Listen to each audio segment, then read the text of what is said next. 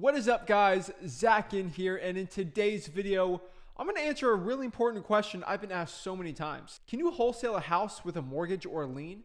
Well, in today's video, I'm going to really break down exactly how you can wholesale properties with a mortgage and lien, and I'm really going to explain the whole process for you so you can understand it and you can be as prepared as possible when dealing with sellers that have mortgages, liens. And this is kind of a weird question because most properties that I wholesale actually have mortgages and liens on them. So I think we really need to break down what mortgages and liens are so we can better understand them. And I think new wholesalers get confused with it. So really want to take a deep dive on that today. Before I actually show you actually how to wholesale properties, mortgages and liens, I need you to do me a favor. Please smash that like button and subscribe to get more free content from me. Remember, here on this channel, I'm trying to help you make your first $100,000 in wholesaling real estate absolutely for free. So remember, smash that like button and subscribe, and let's get into it. So let's break down really quick. What is a mortgage? What is a lien? This seems all very confusing when you're starting out in real estate wholesaling, and obviously I had no idea what this stuff was when I was starting out. So I think it's pretty important to go over everything. So really quickly, a mortgage is basically a type of loan you get to finance a piece of real estate, a house, a condo, an apartment. So if I want to buy a house for $100,000, I don't need $100,000 to actually buy it in some cases. I can get a loan on the property, a mortgage for, let's say, $80,000, and I actually put 20% down, $20,000, and I'm able to finance the rest, make monthly payments on the mortgage, so I'm able to own the house while having debt on it. Most people buy real estate and their personal home this way. So it's actually very commonplace to actually have a mortgage on a house. And some people, they might buy the property all for cash, or they've owned it for 20, 30 years and they've actually paid off the property and they own nothing. These people own the property free and clear. And the next one here is a lien. A lien is basically a notice, usually from the court documents or something like that, showing that this person is a creditor and the person who actually owns the property actually owes us money. Either you can record a lien on someone or it's court ordered. Obviously, you can't go to my property I own and then put a lien on it for just no reason. Usually a court has to appoint it, something like a child support lien, or you're behind thousands of dollars on a credit card, then the court will approve a lien on the property. Next here is our credit card lien or credit card debt list lien, usually behind on credit card payments. Next here is like a child support lien. You're not paying your child support, you actually get a lien on the property. And they have mechanics liens. A mechanic lien is basically a lien on the property for, let's say you don't pay a general contractor the work, but they already did the work to the property. If you're behind on your water bill, your utilities, your taxes, you can put liens on a lot of stuff. There's even HOA liens if you haven't paid your homeowners association fees. So there's so many liens out there, but it gets very confusing. Like, how do you wholesale a property with a lien? I mean, does the seller have to pay the lien before everything? How does this all work? And really, before we break that down, we got to understand another concept here in real estate, which is equity. What is equity? So if there's enough equity in a property, then we can easily wholesale it and make the process as smooth as possible. We actually like to wholesale properties with a lot of equity or high equity. Let's do a very, very quick example here. Let's say there's a property, 123 Main Street, that a cash buyer is willing to pay $110,000. I meet with the seller, I talk with them, I have a tough negotiation with them. At the end of it, I know I could probably sell this for about $110,000. And the seller says that they need to get $110,000 out of it. And I'm at like $80,000, $90,000 because I want to make $20,000 on the deal. We meet in the middle and we sign a contract for $100,000. And I know when talking to the seller, they told me they owed $70,000 on the property.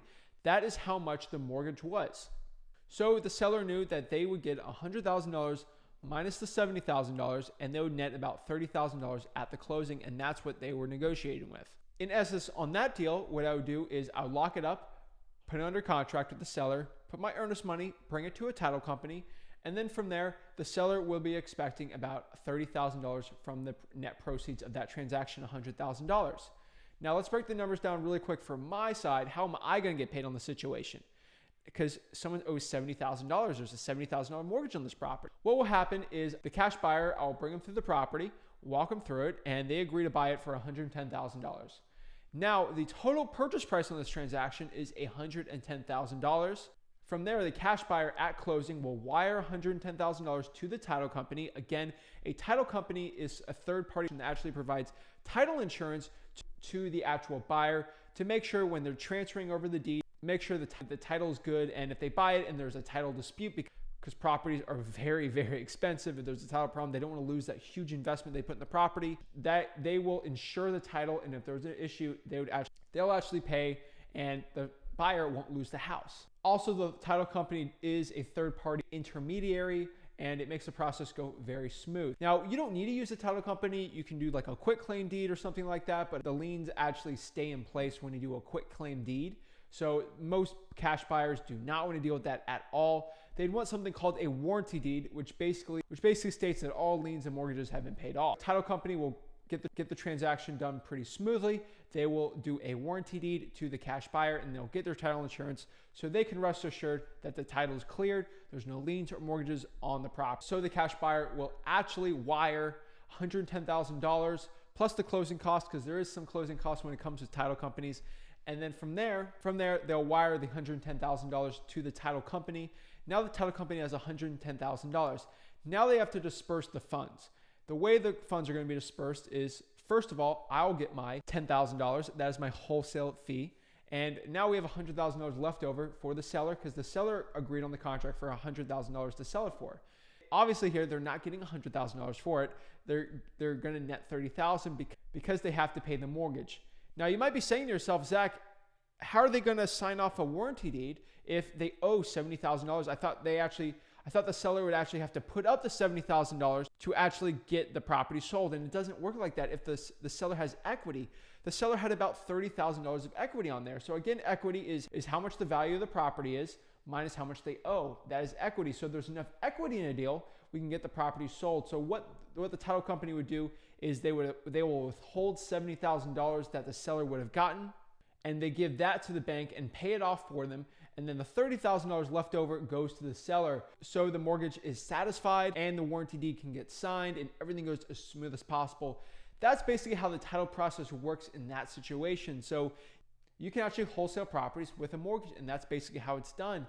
The equity gets used to pay off the lien or the mortgage in that situation. So again, really quick, $100,000 contract price. I find a cash buyer $110,000. There's a $70,000 mortgage, which means that I get my $10,000. Seller gets the $100,000 minus the $70,000, which makes $30,000 to them. And then a lien could just switch like the mortgage. So another example here is, let's say it's only $5,000 in that situation. That means the seller would net around $95,000. Now you might think, okay, well, every house with a mortgage probably works if someone's got to put a 20% down payment on it, right? Well, no, there can actually be negative equity, and these are wholesaling deals that we want to avoid on the traditional wholesaling sense. Now, we're not going to go into a 5-hour rant here on subject twos or creative financing here, but that's kind of the play on these type of deals. So let's say in that similar example that we agreed for $100,000 for it, and the seller told me there's about $70,000 for a mortgage, and that's basically it. What if the seller thought it was $70,000, but really they actually owed $80,000 and they had about $25,000 of credit card debt they actually had a lien against their property on? In that specific situation, they would actually have to owe $5,000. They actually have that negative equity in their house. That's not good.